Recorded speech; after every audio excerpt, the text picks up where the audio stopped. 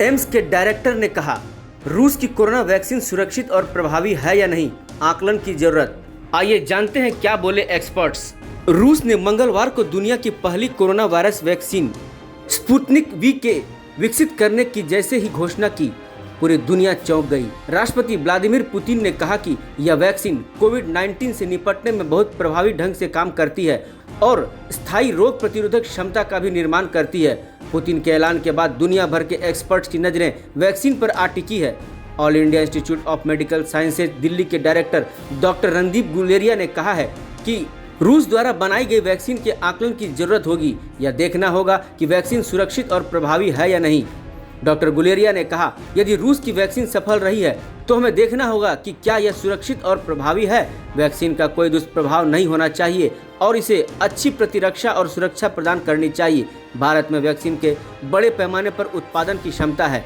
राष्ट्रपति पुतिन ने मंगलवार को कहा, मैं जानता हूं कि यह बहुत ही प्रभावी ढंग से काम करती है और एक स्थायी रोग प्रतिरोधक क्षमता का निर्माण करती है। पुतिन ने जानकारी दी कि उनकी बेटी को यह वैक्सीन दी जा चुकी है और उसका अच्छा असर दिखाई दिया है। वैक्सीन, जिसे सोवियत संघ द्वारा लॉन्च किए गए दुनिया के पहले उपग्रह के लिए श्रद्धांजलि के रूप में स्पुतनिक वी कहा जाएगा, उसने अभी तक अपने अंतिम परीक्षणों को पूरा नहीं किया है। कुछ वैज्ञानिकों को डर है कि रूस सुरक्षा को राष्ट्रीय प्रतिष्ठा के बाद रख रहा है।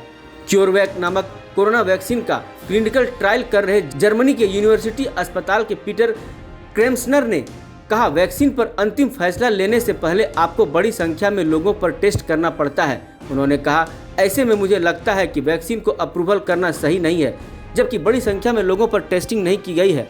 वहीं शीर्ष अमेरिकी संक्रमण रोग अधिकारी डॉक्टर एंथोनी फॉजी ने कहा कि उन्होंने ऐसा कोई सबूत नहीं सुना है कि यह वैक्सीन व्यापक इस्तेमाल के लिए तैयार हो चुकी है। उन्होंने कहा, मुझे उम्मीद है कि रूस ने वास्तव में निश्चित रूप से साबित कर दिया होगा कि वैक्सीन सुरक्षित और प्रभावी है। मुझे संदेह है कि उन्होंने ऐसा किया होगा।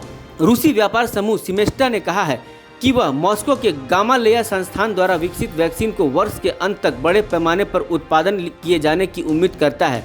सरकारी अधिकारियों ने बताया कि यह इस महीने के अंत या सितंबर की शुरुआत में चिकित्सा कर्मियों और फिर शिक्षकों और स्वैच्छिक आधार पर दी जाएगी। इंडिया न्यूज़ वायरल की रिपोर्ट।